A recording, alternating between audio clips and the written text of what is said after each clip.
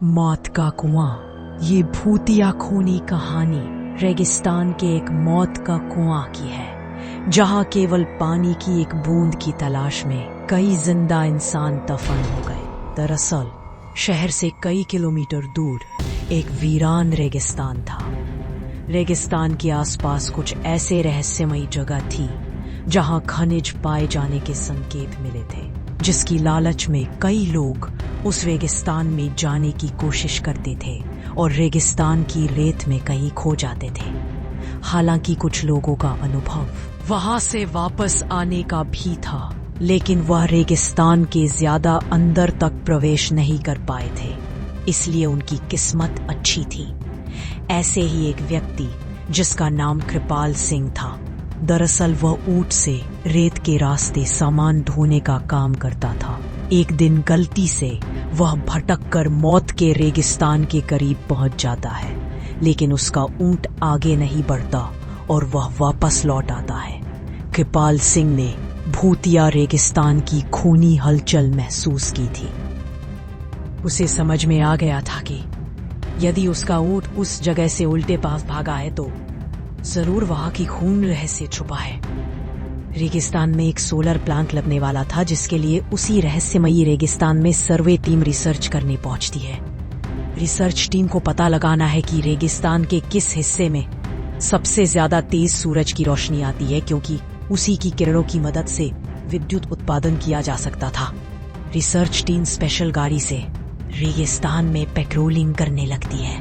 रेत में गाड़ी की गति कम होती है, इसलिए वो धीरे धीरे ही रेगिस्तान का तापमान नापते हुए बढ़ते जाते हैं। लेकिन अचानक वो उसी मौत के कुएं के करीब पहुंच जाते हैं, जहां से कोई वापस नहीं आ सका। गाड़ी मौत के कुएं की रेत से फिसलने लगती है। गाड़ी का ड्राइवर ब्रेक लगाकर उसे रोकने की कोशिश करता है, लेकिन कुएं की ढलान की वजह से वह संतुलन खो देता है और गाड़ी मौत के कुएं में समा जाती है और हजारों टन रेत गाड़ी को दबा देती है। यहाँ कंपनियों को सूचना मिलती है कि उनकी गाड़ी का कोई पता नहीं चल रहा है। कंपनी के अधिकारी सैटेलाइट पिक्चर मंगवाते हैं ताकि उन्हें ट्रैक किया जा सके, लेकिन ताज्जुब की बात है कि एक वक्त के बाद सैटेलाइट पिक्चर में भी उनकी गाड़ी नजर नहीं आती। रेगिस्तान का रहस्य खुलने की बजाय उलझता जा रहा था। कंपनी के बहुत से पैसे उस प्रोजेक्ट में लगे थे, इसलिए उन्हें किसी भी हालत में सर्वे पूरा करना ही था। कंपनी के अधिकारियों को पता चलता है कि कृपाल सिंह नाम का एक व्यक्ति उस सैटेलाइट पॉइंट से आगे तक जा चुका है, जिसके सबूत वीडियो में है। अधिकारी अपनी टीम के साथ कृपाल सिंह के घर पहुंचते हैं। कृपाल सिंह घर में खाना बना रहा होता है और अधिकारियों को दरवाजे पर देखते ही पूछता है कि आपको किससे मिलना है। अधिकारी उसे उसी के नाम से संबोधित करते हुए हाथ बढ़ाते हैं। कृपाल सिंह वे खेने को कहता है और जब उसे पूरी बात पता चलती है, वह उन्हें बताता है कि वहां कोई रहस्यमयी शक्ति है जो मुझे महसूस हुई है। आप अपना काम रोक दीजिए। लेकिन कंपनी के अधिकारी कृपाल सिंह को मोटी रकम की लालच देते हैं और उसे अपनी रिसर्च टीम का हिस्सा बना लेते हैं। कृपाल सिंह काफी समय से बेरोजगार था और उसके सर में कई लोगों की उधारी थी, इसलिए मजबूरी में उसे रिसर्च टीम का हिस्सा बनना पड़ता है। वह ज्यादा पढ़ा लिखा तो नहीं है, लेकिन वह रेत का बादशाह है। उस रेगिस्तान में कृपाल सिंह से ज्यादा कोई नहीं गया था, इसलिए उसे कुछ लोग रेगिस्तान का जहाज भी कहते थे। दोबारा से रिसर्च टीम उसी दिशा में गाड़ी को आगे बढ़ाती है, लेकिन कृपाल सिंह गाड़ी के आगे आगे ऊंट से चलता है। उसे पूरा यकीन है कि खतरा समझ में आते ही उसका ऊंट उसे आगाह कर देगा। इस बार कृपाल सिंह काफी आगे तक बढ़ता जाता है, लेकिन ऊंट कोई प्रतिक्रिया नहीं देता।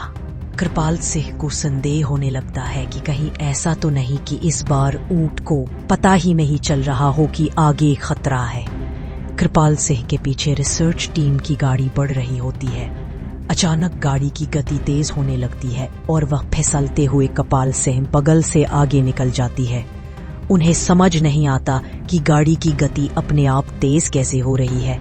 धीरे धीरे उनकी गाड़ी कुएं की रेत में चली जाती है। कृपाल सिंह घबरा जाता है और जोर जोर से उन्हें आवाज लगाता है, लेकिन उसे यह समझ नहीं आता कि वह सुरक्षित खड़ा हुआ है, लेकिन उसके आजू बाजू की रेत फिसल कर कुएं में जा रही है।